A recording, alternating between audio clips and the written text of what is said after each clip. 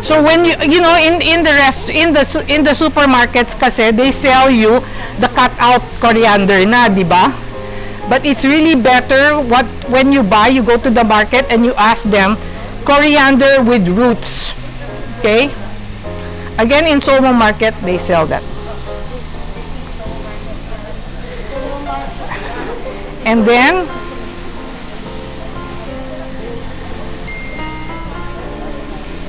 we're gonna use peppercorn, whole peppercorn. At ano pa nga yung isa? Garlic. And then we put some garlic. Okay. So what I'm doing now is I'm making the basic marination formula for any of your grilled stuff. Okay. It's basically garlic, coriander roots, and black pepper. Okay? So, Chef Noel, since you're stronger than me, you can make pukpuk. And it doesn't have to be so fine. You can keep it coarse.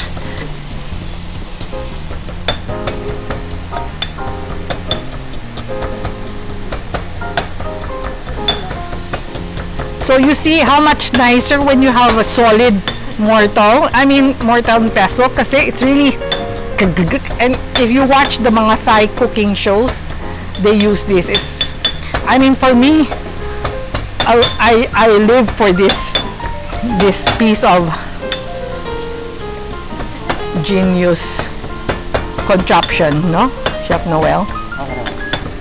Okay, and then so we add 1/2 teaspoon. Ayan, so it ends up looking, since we've smashed the peppercorns and it's coarse, but it doesn't have to be fine. Okay, and then we need, let's just use that 1/2 tablespoon, so let's say 2 of that, no, fish sauce.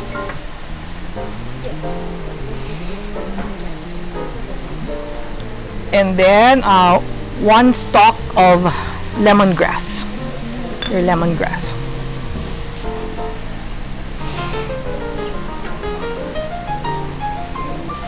So you know, with the lemongrass, what we'd like to do is the outer part is very tough, so you want to peel that.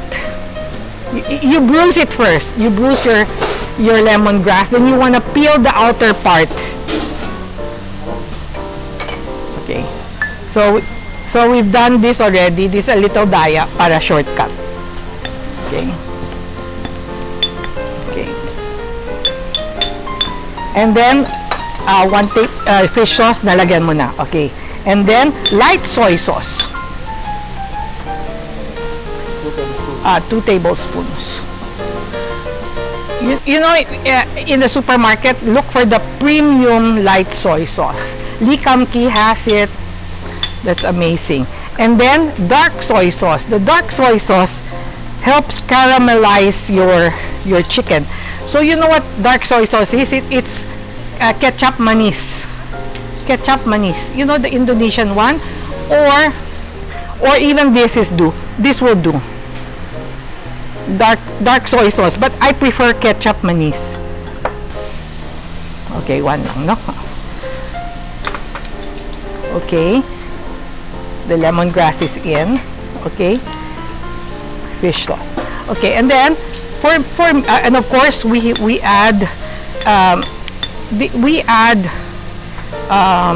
it says water, but I prefer coconut milk.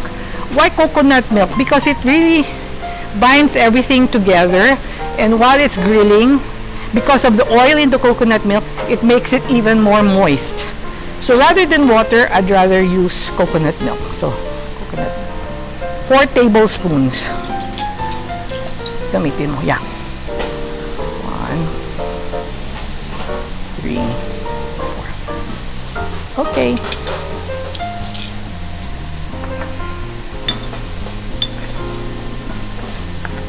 There. So it forms like a brown paste, And then you get your chicken. I'm gonna use na lang the cut up chicken thighs, okay? Because it's easier to cook rather than the yeah. But you can also use chicken quarters, and you can even use a whole chicken that you, how do you call that? Spatchcock. You cut it through the breast and you split it up like a butterfly, then you push it down to break the bones, yeah, so that it's naka-dipang ganyan, and you can make it into a roast chicken, which is just as good. And you can grill it, or you can oven grill it as well. So we're gonna pour. So it looks like that, yeah. I think you can show them also one of the quarters in it. Yeah.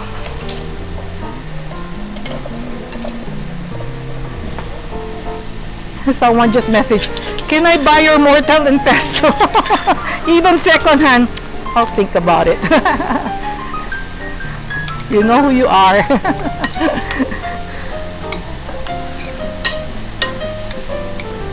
I think that's what I'll bring in next time.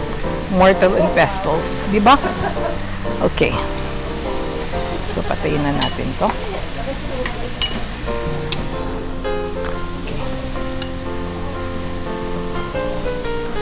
Okay. Dapat mas ano, ilaw naman yan, chef. Okay. This is not so cooked, but it comes out like that. But you can cook it some more, and then you use a brush. At the end, you baste it a bit more, and you grill it. You on-broil, not bake, broil. Diba, in your oven, which is from the top, it will caramelize the whole thing. And then later on we'll be using that, no? We'll be cutting that out for the chicken curry. Okay. So there, I'll just put that there for you to see.